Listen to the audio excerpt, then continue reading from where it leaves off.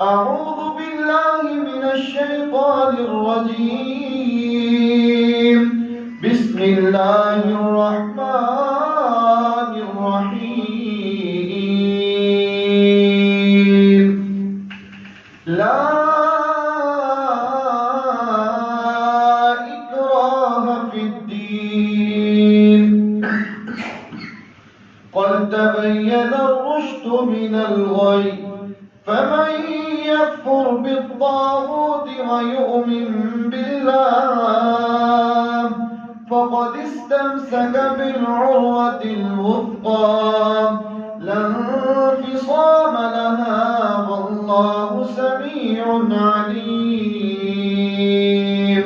صدق الله مولانا العظيم وصدق رسوله النبي الكريم ونحن على ذلك من الشاهدين والشاكرين والحمد لله رب العالمين.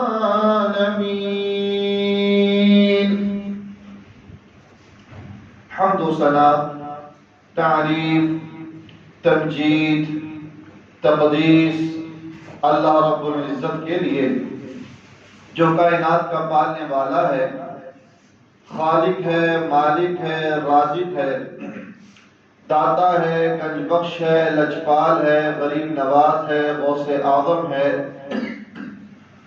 علی کل شیء قدیر ہے. درود و سلام آقا دو جہاں، امام الانبیاء، خطیب الانبیاء،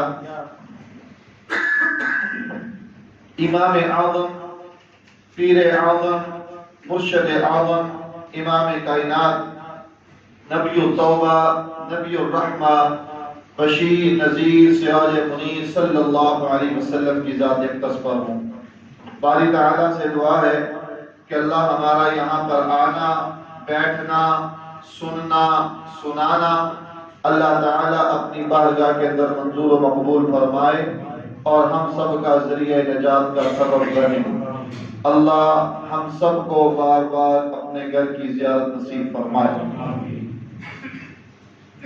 پیغمبر علیہ السلام جناب محمد رسول اللہ صلی اللہ علیہ وسلم اس دنیا میں تشریف لائے.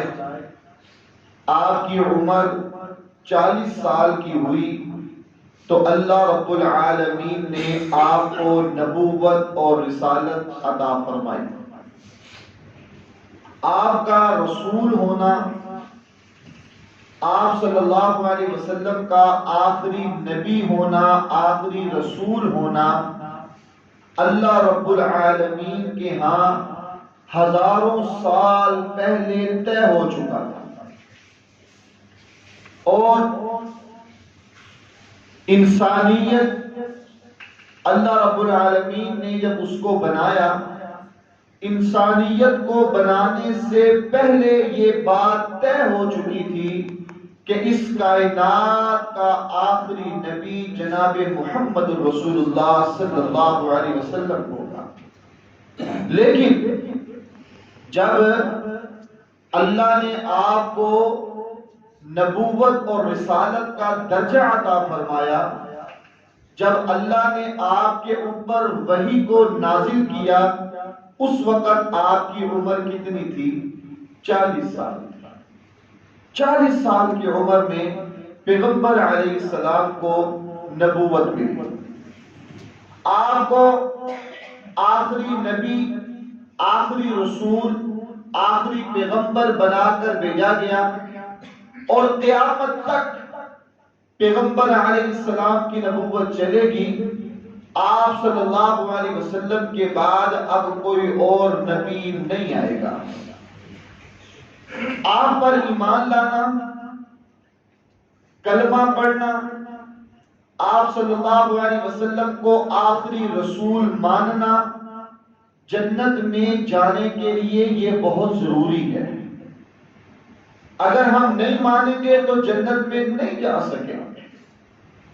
رسول اللہ صلی اللہ علیہ وسلم کی وہ حدیث ہمیں یاد رکھنی چاہیے کہ آپ صلی اللہ علیہ وسلم نے فرمایا کہ جو یہودی یا عیسائی یا غیر مسلم جس تک میری رسالت، میرے آخری نبی اور آخری رسول ہونے کی دعوت پہنچ گئی، یعنی اس انسان تک میری آواز پہنچ گئی اور وہ میرے اوپر ایمان نہیں لایا، اس کے نامہ اعمال میں ہزاروں نہیں، لاکھوں نہیں، کروڑوں نہیں، اربوں نیکیاں بھی ہوں، اس کا جرم اتنا بڑا ہے کہ اللہ اس کی کسی نیکی کو قبول نہیں کرے۔ اگر وہ ایمان نہیں لے کر آیا تو پھر اللہ اس کی کسی نیکی کو قبول نہیں کرے گا، بے شک جتنے مرضی نیکیوں کے پہاڑ کیوں نہ لگے ہوئے۔ اللہ ایسے انسان کو جہنم میں پھینکے گا، جو انسان آپ پر ایمان نہیں لائے گا وہ جہنم کا ایندھن ہوگا۔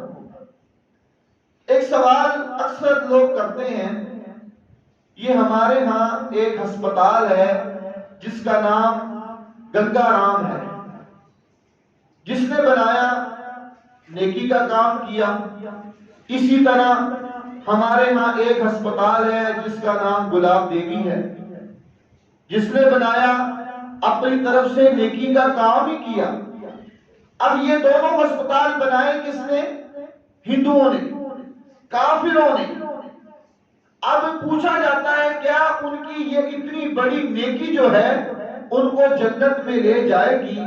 تو میرے بھائیوں، قرآن و حدیث کا ایک قانون ہے، قرآن و حدیث کا ایک پیغام ہے کہ کوئی انسان اگر وہ ایمان نہیں لایا اور اس کے پاس بڑی سخاوتیں ہوں، اس کے پاس بڑی امانتیں ہوں، وہ بڑا امانت دار ہو، وہ بڑی سخاوت کرنے والا ہو، وہ بڑا دیانت دار ہو، وہ بڑا انسان نیک ہو، سوسائٹی میں اس کا بڑا مقام ہو، سوسائٹی میں اس کا بڑا مرتبہ ہو، ایسی 20 خصوصیات اس کے اندر موجود ہوں، اگر وہ ایمان والا نہیں ہے تو ایسا انسان سیدھا جہنم میں جائے گا، جہنم میں جائے گا۔ ایمان لانا یہ شرط ہے، ایمان لانا یہ ضروری ہے۔ اور اس کے ساتھ یہ بات بھی یاد رکھیں کہ اسلام قبول کرنے میں کوئی انسان کسی پر زبردستی نہیں کر سکتا، کسی کو جبر مسلمان کرنا یہ جائز نہیں ہے، زبردستی کسی کو مسلمان کرنا یہ حرام ہے۔ اللہ کے نبی صلی اللہ علیہ وسلم کے خاندان والوں نے اسلام قبول نہیں کیا، کوئی زبردستی نہیں ہوئی، ان کی مرضی تھی۔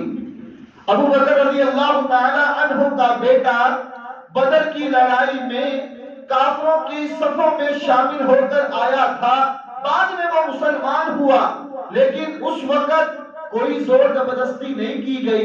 ابو بکر رضی اللہ تعالی عنہ نے یہ نہیں کہا کہ تو میرا بیٹا ہے، تجھے مسلمان ہونا چاہیے، تو مسلمان ہو، نہیں، دین میں زبردستی نہیں ہے۔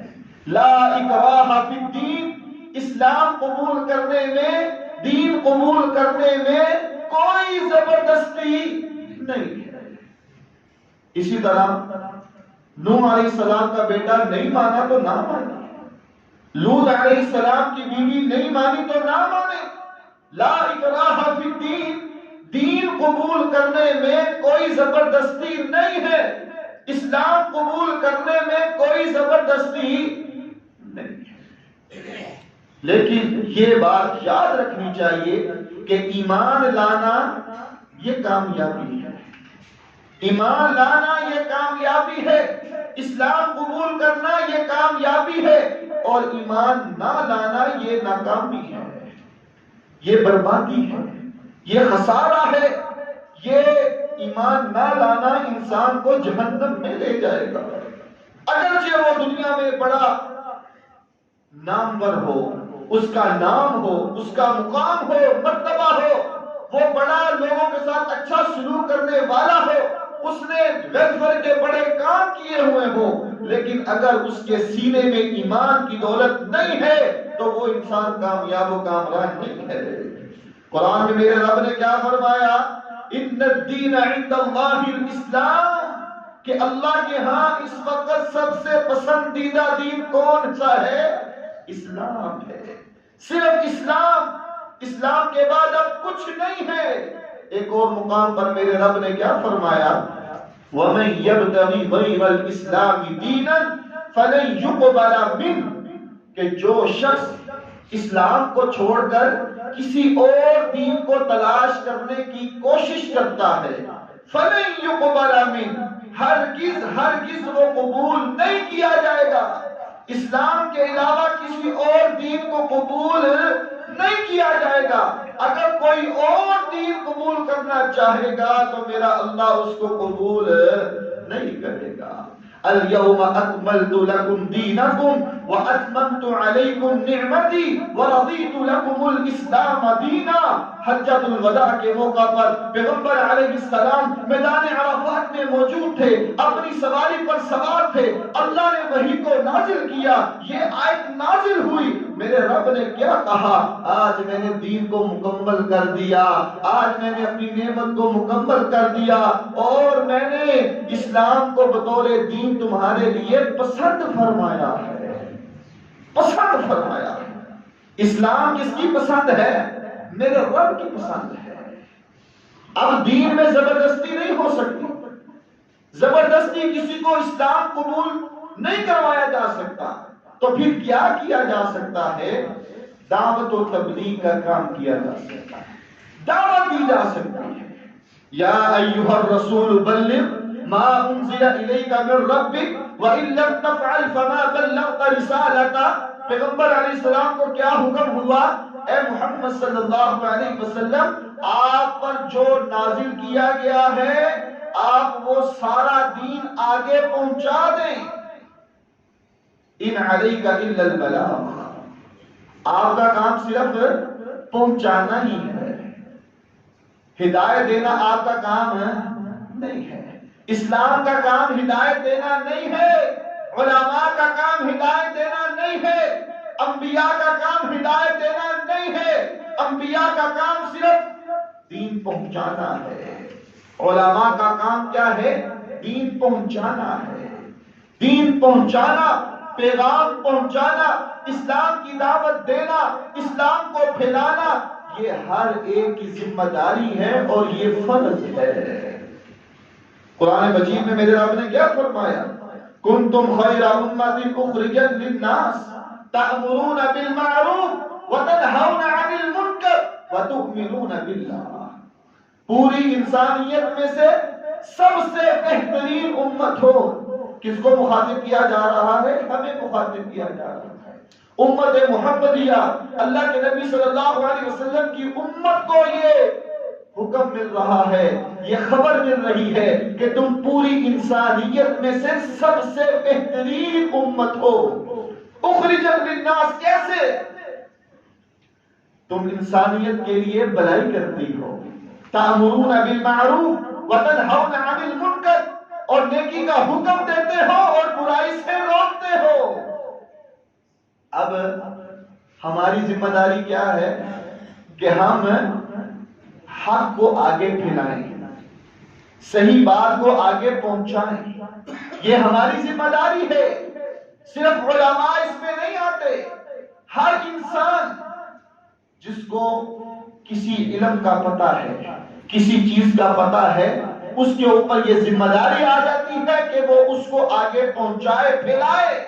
پیغمبر علیہ السلام کی وہ حدیث ہمیں اپنے ذہنوں میں بٹھانی چاہیے کہ بلغوا عنی ولو آیہ، اگر تمہارے پاس ایک آیت بھی آئی ہے، ایک آیت کا بھی تمہیں پتہ چلا ہے تو تم اس کو آگے پہنچا دو۔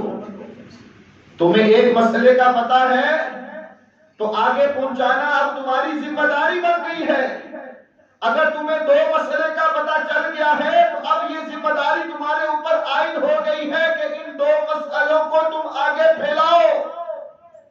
اگر تمہیں 10 مسئلوں کا پتہ ہے تو پھر تمہارے اوپر یہ ذمہ داری بنتی ہے کہ تم ان 10 مسئلوں کو آگے لوگوں تک پہنچاؤ۔ حجۃ الوداع کے موقع پر پیغمبر علیہ السلام نے کیا فرمایا تھا؟ فَلْيُبَلِّغِ الشَّاهِدُ الْغَائِبَ۔ 1 لاکھ سے بھی زیادہ صحابہ موجود تھے، پیغمبر علیہ السلام ان کو واضح و نصیحت کر رہے تھے، آپ ان کو حکم دے رہے تھے، آپ ان کو قرآن کی تعلیم دے رہے تھے، آپ ان کو سنت کے بارے میں بتلا رہے تھے، اس موقع پر پیغمبر علیہ السلام نے کیا فرمایا تھا؟ اے سننے والوں، اے میری باتوں کو سننے والوں، میری باتوں کو نوٹ کرنے والوں، یہ باتیں تم بھی سن لو اور ان باتوں کو آگے لوگوں تک بھی تم نے پہنچانا ہے۔ فَلْيُبَلِّغِ الشَّاهِدُ الْغَائِبُ، تم نے سن لی ہے اور اب جو یہاں موجود نہیں ہے تم نے ان تک بھی ان کو پہنچانا ہے۔ آپ نے یہ نہیں کہا کہ یہ کام صرف علماء نے کرنا ہے، آپ نے یہ نہیں کہا کہ یہ کام صرف دین والے کہیں گے، آپ نے یہ نہیں کہا کہ یہ حکم صرف فلاں فلاں انسان آگے پہنچائیں گے، نہیں، بلکہ آپ نے سب کو مخاطب کر کے یہ فرمایا تھا کہ جو یہاں پر موجود ہو، میرا پیغام جن لوگوں نے سنا ہے اب ان کے اوپر یہ ذمہ داری ہے کہ اس پیغام کو آگے پہنچائیں، اس پیغام کو عام کریں۔ اسلام کا پیغام دینا یہ فرض ہے، اسلام کو پھیلانا یہ ہماری ذمہ داری ہے۔ سب سے پہلی ذمہ داری کس کی تھی؟ انبیاء کی، اس کے بعد علماء کی، اس کے بعد عام لوگوں پر یہ ذمہ داری عائد ہوتی ہے کہ رب کا قرآن لوگوں میں پھیلا دو، رب کی تعلیم لوگوں میں عام کر دو، جو حکم تم سنتے ہو، جو حکم تمہیں معلوم ہوتا ہے اس کو آگے پہنچا دو، یہی کامیابی ہے۔ لیکن افسوس، در افسوس، آج اس حکم کو چھوڑ دیا گیا، آج اس دین کو چھوڑ دیا گیا، آج اس اسلام اور دین کو روکنے کے لیے سر توڑ کوششیں کی جا رہی ہیں، آج اسلام کو مٹانے کے لیے مختلف انداز سے پروپیگنڈے کیے جا رہے ہیں۔ یہ ریاست مدینہ جس ملک میں ہم رہ رہے ہیں، یہ ملک پاکستان، اسلامی جمہوریہ پاکستان، یہ مملکت پاکستان جس کو ریاست مدینہ کا نام دیا جا رہا ہے اور کہا جا رہا ہے کہ یہاں کا ماحول ریاست مدینہ جیسا بن جائے گا، خدا را اپنی آنکھوں کو کھول لیجیے، خدا را اپنے اندر سوئے ہوئے ضمیر کو جگا لیجیے، خدا را اپنے ایمان کو بیدار کیجئے کہ ہمارے ملک میں اب کیا ہونے جا رہا ہے۔ کیا ہو رہا ہے؟ ملک پاکستان میں سندھ اسمبلی میں کیا ہوا؟ ایک بل پاس ہوا، اسلام کا نام لینے والوں نے ایک بل پاس کیا، اب اس بل کو قومی اسمبلی میں پیش کرنے کی تیاریاں کی جا رہی ہیں، اس پر مہریں لگانے کی تیاریاں کی جا رہی ہیں۔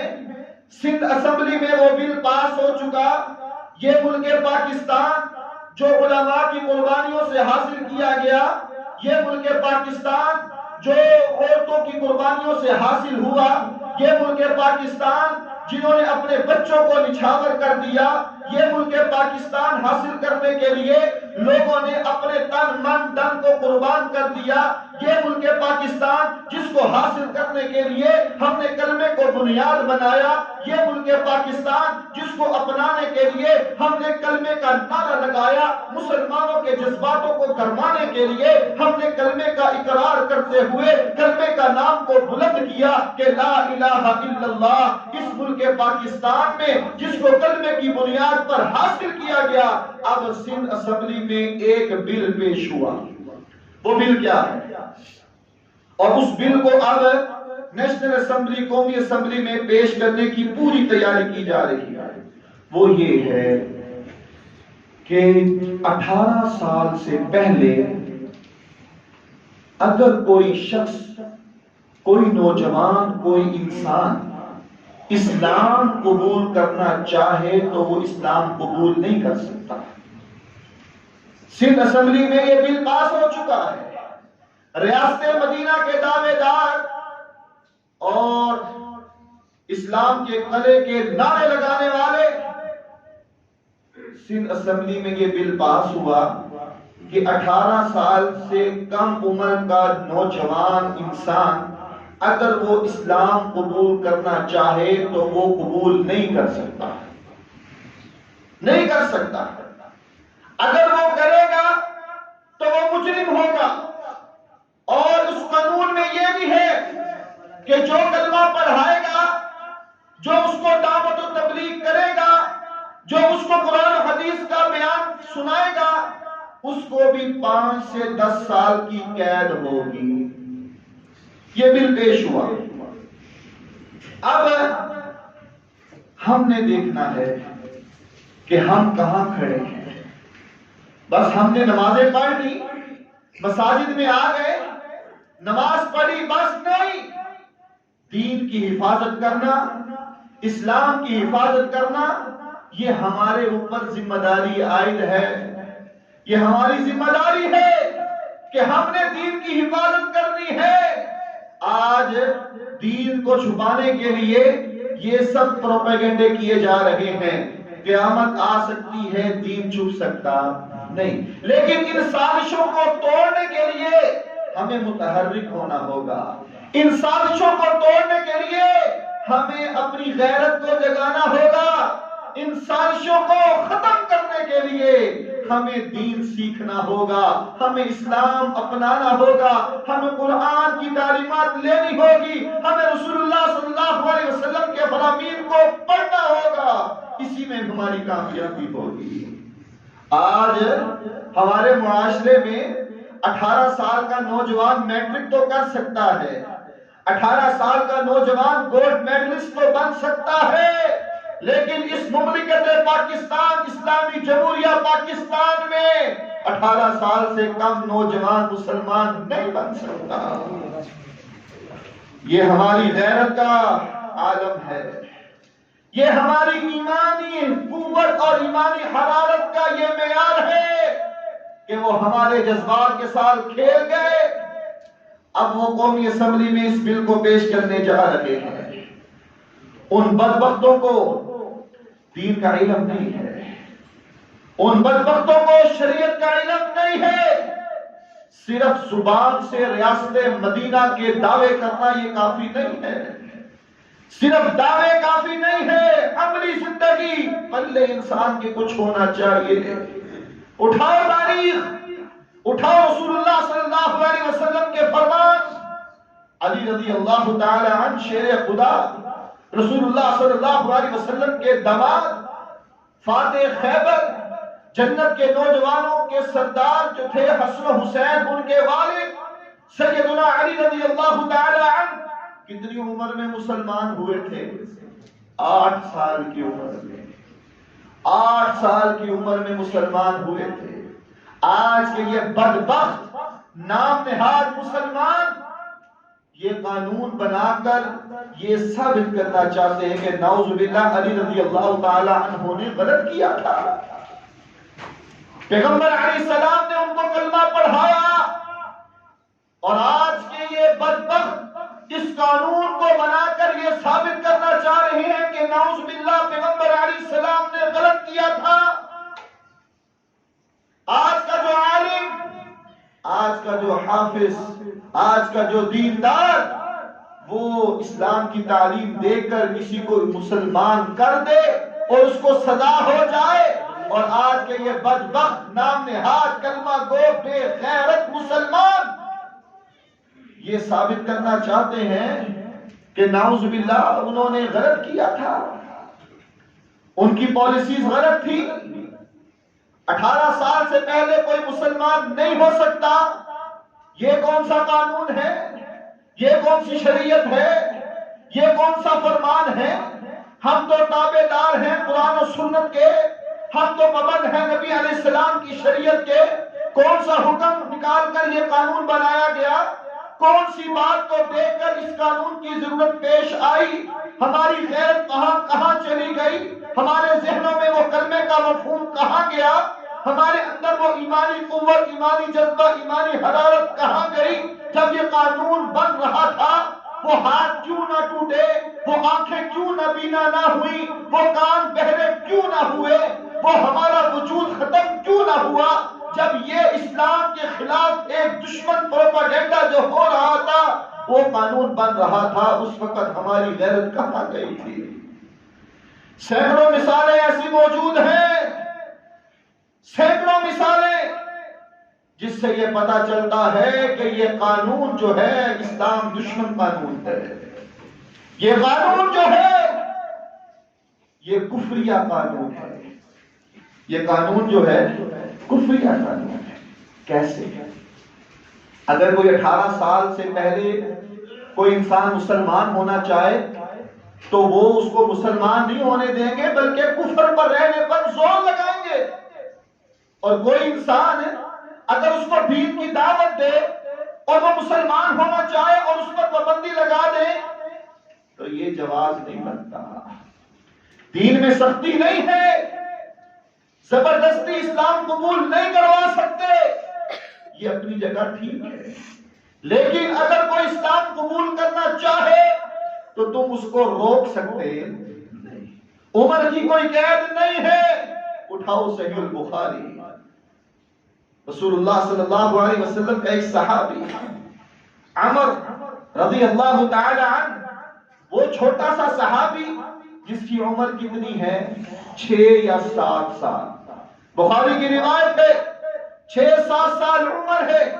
کہتے ہیں کہ ہمارا گھر جو تھا وہ ایک کنویں کے پاس تھا، قافلے آتے اور ہمارا گھر جو تھا کنویں کے پاس تھا، کنواں جو تھا وہ راستے سے تھوڑا سا اونچا تھا، قافلے آتے اور اس کنویں کے پاس رکتے، وہاں سے پانی پیتے اور اپنے جانوروں کو پانی پلاتے اور وہاں سے چلے جاتے۔ عمر کہتے ہیں کہ جب قافلے آتے ان میں مسلمان والا بھی قافلہ ہوتا اور غیر مسلم بھی یہاں سے آتے، تو میں ان سے خبریں لیا کرتا تھا کہ حالات کس طرح کے ہیں، کیسے حالات ہیں۔ جب مسلمانوں کا قافلہ آتا تو وہ کہتے ہیں کہ ایک ہمارے پیغمبر آئے ہیں، ان پر شریعت نازل ہوتی ہے، قرآن نازل ہوتا ہے، لہذا وہ عمر جو تھے انہوں نے وہ چند صورتیں یاد کر لی۔ کتنی عمر تھی؟ 6 یا 7 سال کی عمر میں وہ مسلمان ہوئے تھے، لیکن یہ جو واقعہ میں آپ کو بتلا رہا ہوں ابھی وہ مسلمان نہیں ہوئے، یہ 6-7 سال پہلے کی بات ہے، 6 سال عمر سے پہلے کی بات ہے۔ انہوں نے چند صورتیں یاد کر لی۔ فتح مکہ کے بعد وہ عمر جو تھے ان کا قبیلہ، ان کے والد، ان کے رشتہ دار وہ مسلمان ہو گئے۔ اللہ کے نبی صلی اللہ علیہ وسلم نے فرمایا کہ تم میں سے جو انسان زیادہ قرآن جانتا ہے نا وہ تمہاری امامت کروائے۔ اب نئے سارے مسلمان ہوئے، قرآن تو کسی کو نہ آتا، وہ چھوٹا سا بچہ جس کی عمر 6 یا 7 سال تھی، اس نے ابھی اسلام قبول نہیں کیا تھا تو چند صورتیں یاد کر لی۔ قبیلے والوں کو پتا چلا تو انہوں نے اس کو آگے کر کے اپنا امام بنا دیا۔ کتنی عمر تھی؟ 6 یا 7 سال۔ اور آج ریاست مدینہ کا نام لینے والے یہ قانون بنا رہی ہیں کہ 18 سال سے کم عمر کا انسان اسلام قبول نہیں کر سکتا۔ کوئی کرے گا، جو کروائے گا اس کو سزا ہوگی۔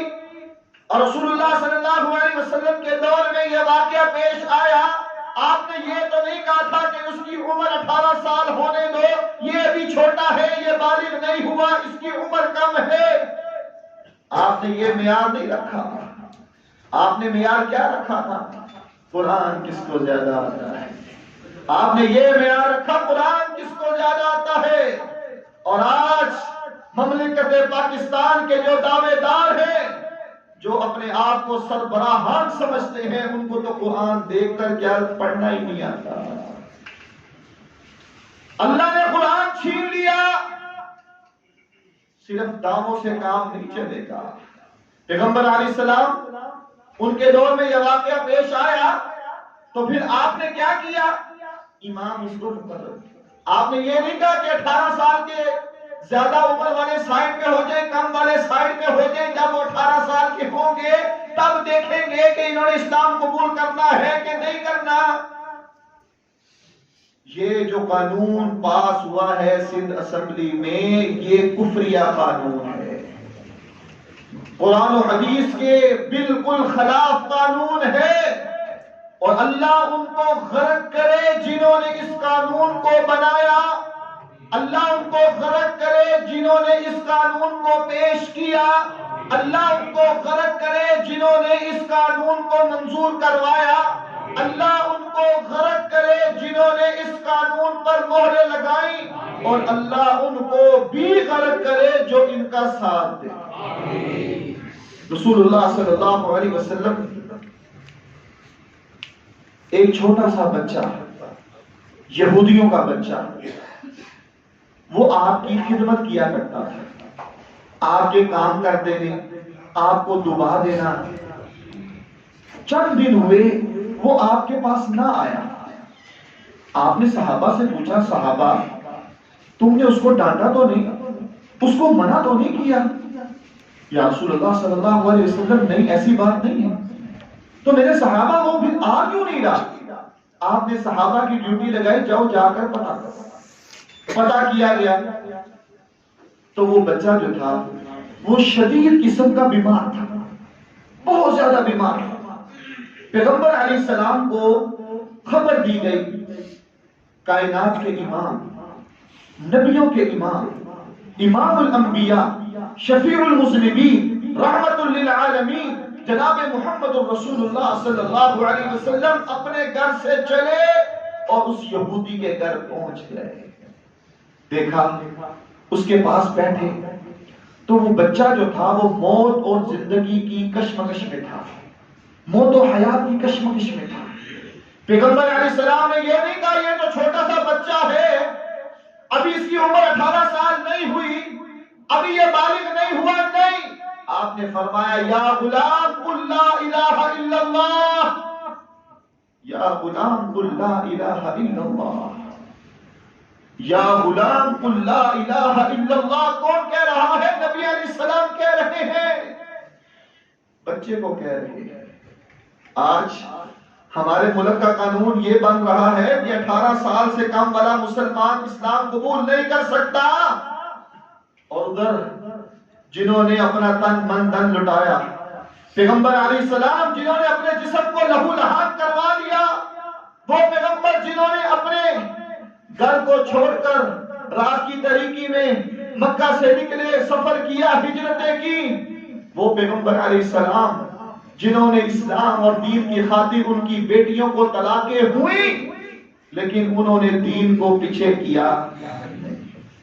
یا غلام قل لا الہ الا اللہ، عربی کی ڈکشنری اٹھا کر دیکھیں تو لفظ غلام جو ہے یہ بچے پر بولا جاتا ہے، غلام بچے پر بولا جاتا ہے، ایسا بچہ جو ابھی بالغ نہیں ہوا، نہ بالغ پر غلام بولا جاتا ہے۔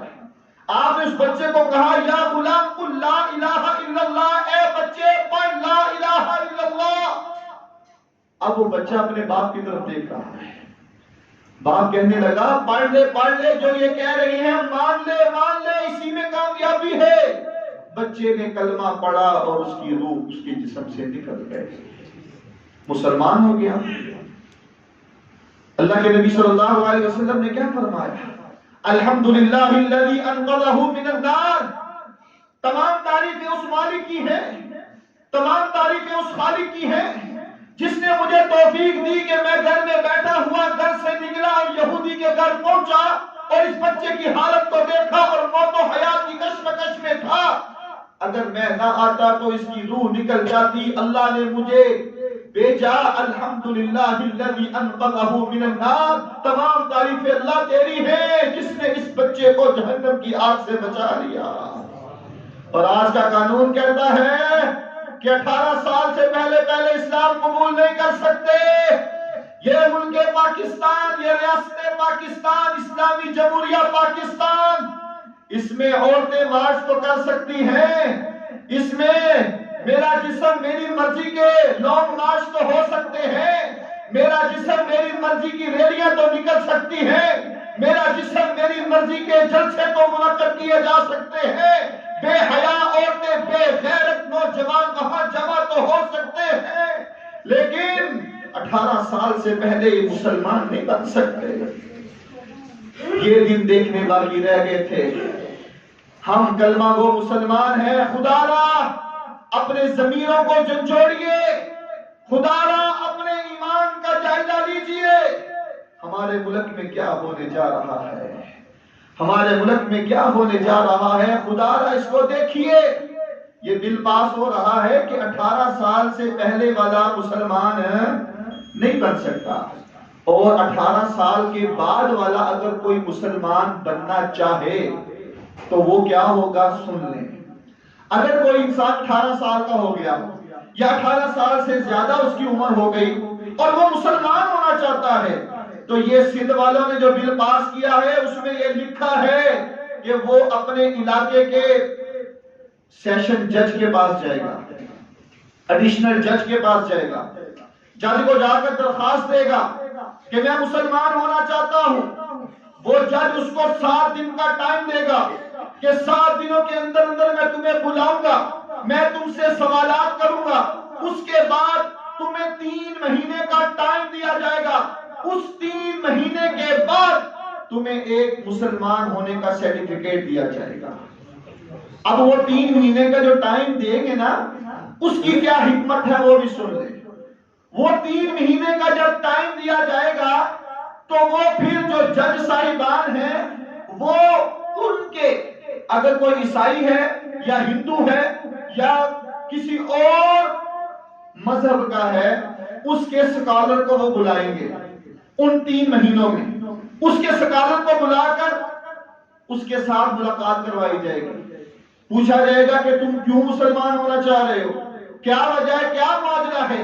وہ سکالر اس کو اپنی طرف قائم کرنے کی کوشش کریں گے، پیسے بھی لگیں گے، رشوتیں بھی دی جائیں گی، جیبیں بھی گرم ہوں گی، بڑے بڑے ٹکٹ بھی دیے جائیں گے، بڑے بڑے ممالک کے ویزے بھی دیے جائیں گے۔ نتیجہ کیا ہوگا، وہ بدبخت کہے گا نہیں نہیں نہیں، میں مسلمان نہیں ہونا چاہتا، میں مسلمان نہیں ہونا چاہتا۔ اب پھر کیا ہوگا، اب وہ قانون حرکت میں آئے گا، اس سے پوچھا جائے گا کہ بتلا تجھے دعوت کس نے دی تھی، بتلا تجھے پیغام کس نے دیا تھا، بتلا تجھے اسلام کے بارے میں کس نے بتلایا تھا۔ وہ کہے گا کہ فلاں مولانا صاحب نے، وہ کہے گا فلاں عالم دین نے۔ اب وہ قانون حرکت میں آئے گا اور اس عالم دین کو 5 سال کی قید ہو جائے گی۔ یہ قانون بننے جا رہا ہے۔ مقصد کیا ہے، علماء کی بندش، دین کو عام ہونے سے روکنا، اور یہ پروپیگنڈا اب ملک پاکستان میں ہونے جا رہا ہے۔ خدا را اس کی نفی کیجیے، خدا را اس کو برا سمجھیے۔ ایمان کے کتنے حصے ہیں، 3 حصے۔ پہلے نمبر پر اگر کوئی برائی دیکھو اپنے ہاتھ سے روکو، دوسرا حصہ کیا ہے، ہاتھ سے نہیں روک سکتے تو پھر زبان سے، زبان سے بھی نہیں تو پھر دل سے۔ خدا را اپنے ایمان کو جھنجھوڑیے، خدا را اپنے اندر غیرت پیدا کیجیے۔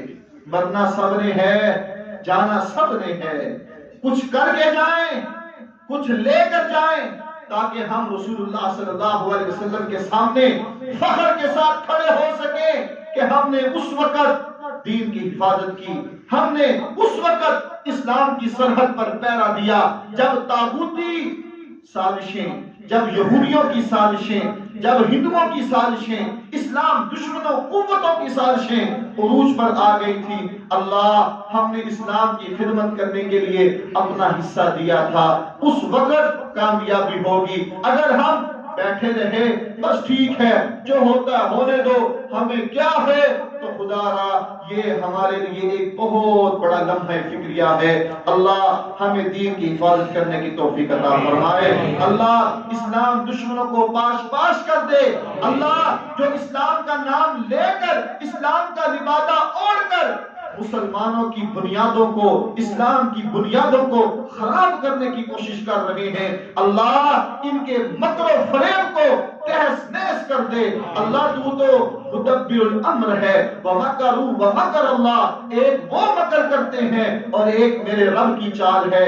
میرے رب کی چال جو ہے وہ غالب آ کر رہتی ہے، اور میرے رب کی چال جو ہے وہی کامیابی والی ہے، وہی خیر والی ہے۔ اللہ ہم تجھ سے سوال کرتے ہیں، ملک پاکستان کی حفاظت فرما، اسلام کے قلعے کی حفاظت فرما، اسلام کی بنیادوں کی حفاظت فرما، اسلام کے دشمنوں کو تباہ و برباد فرما۔ اللہ ہمیں بھی اسلام کا چوکیدار بنا، اللہ ہمیں بھی قرآن کا چوکیدار بنا، اللہ ہمیں بھی سنت کا خادم بنا، اللہ ہمیں بھی دین کی خدمت کرنے کی توفیق عطا فرما۔